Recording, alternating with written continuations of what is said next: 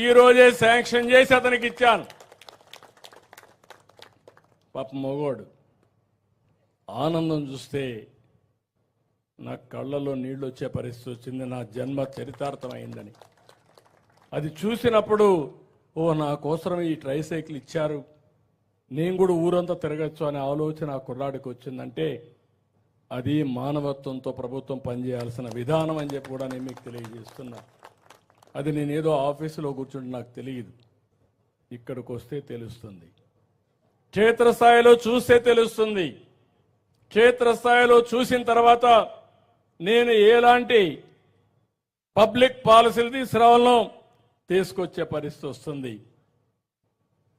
వాళ్ళ అవ్వ అయితే అమ్మమ్మ అయితే నాన్నమ్మ అయితే ఒకటి అడిగింది, మా అమ్మాయి కూడా వచ్చేస్తుంది, ఒక ఇంటి జాగా ఇవ్వండి, ఇల్లు కట్టిండంటే వాళ్ళకు కూడా 3 సెంట్లు ఇంటి జాగా ఇచ్చి ఇల్లు కట్టించే కార్యక్రమానికి శ్రీకారం చుట్టాం.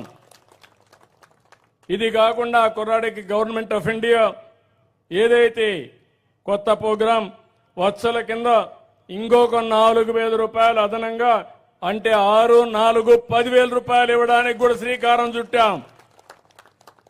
ఇది కాకుండా ఇంకొక పక్క ఇంటి పైన సోలార్. కలెక్టర్ వేరే వాళ్ళతో మాట్లాడితే ఒక ఎన్ఆర్ఐ వచ్చి 60,000 రూపాయలతో సోలార్ 2 కిలోవాట్స్ పెట్టాడు. దీనివల్ల మీరు ఒకసారి ఆలోచిస్తే ఇంటిపైనే కరెంట్ ఉత్పత్తి చేసుకునే పరిస్థితికి వచ్చాం. ఒకప్పుడు కరెంట్ ఎక్కడ ఉత్పత్తి చేస్తున్నా మనకు తెలియదు. ఈరోజు మన ఇంటిపైనే కరెంటు ఉత్పత్తి చేసుకుని మనం వాడుకొని ఒకవేళ మిగిలితే ఆ కరెంటు గ్రిడ్కి ఇస్తే నీకు ఎప్పుడు కావాలంటే అప్పుడు తీసుకోవచ్చు. నెలవారీగా నెట్ మీటరింగ్ చూసుకొని మీరు ఎక్కువగా ఇచ్చుంటే మీకు యూనిట్కి 2 రూపాయలు డబ్బులు ఇప్పించే విధానానికి కూడా శ్రీకారం చుట్టాను. ఈ ఇల్లు ఒక ఉదాహరణ. 130 యూనిట్లు కరెంటు ఉత్పత్తి వాడుతున్నారు.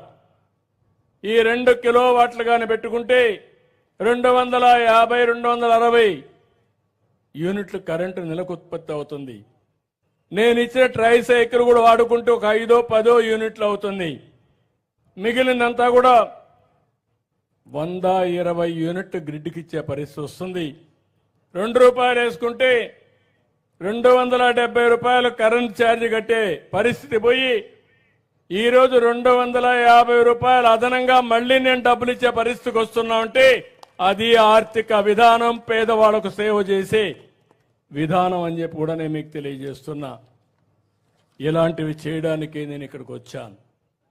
అందుకే పేదల సేవలో మొదటి తారీఖున మా కలెక్టర్లు మొదలుకొని ఎమ్మెల్యేలు మొదలుకొని అందరు అధికారుల మీ దగ్గరికి పంపిస్తున్నాను. ఇంకొక ముసలావిడను కూడా చూశాను, కొప్పుల మంగమ్మ. ఆవిడని కూడా చూస్తే 82 సంవత్సరాలు. ఒక మనవడు మాత్రం ఉన్నాడు, కొడుకు కోడలు చనిపోయారు. వాళ్ళు కూడా చాలా బాధల్లో ఉన్నారు. వాళ్ళు కూడా చూసిన తర్వాత నేను ఆ కుర్రాడికి రాయిచోటి పోయి పనులు చేసుకుంటా ఉంటే అతనికి ఇక్కడే నాకు టైలరింగ్ యూనిట్ పెట్టించండి, నేను పని చేసుకుంటాను, నెలకు ఒక 10,000 రూపాయలు ఆదాయం వస్తుందంటే ఒక 2 లక్షల రూపాయలు, 1,00,000 రూపాయలు అయితే సబ్సిడీ కింద 50% సబ్సిడీ ఇచ్చి పూర్తిగా టైలరింగ్ యూనిట్ పెట్టే పరిస్థితికి వచ్చాం. ఇంటి జాగా ఇచ్చాను, ఇల్లు కట్టిస్తున్నాం. అదే మరి ఆవిడకి కూడా ఈ వత్సల కార్యక్రమం కింద 4,000 రూపాయలు అదనంగా ఇస్తున్నాం. ఇంట్లో టాయిలెట్ లేకపోతే టాయిలెట్ కట్టిస్తున్నాం. ఇంటి పైన సోలార్ ప్యానెల్స్ పెట్టి కరెంట్ ఉత్పత్తి చేసి వారికి కూడా కరెంటు ఉచితంగా ఇచ్చే పరిస్థితికి వచ్చాం.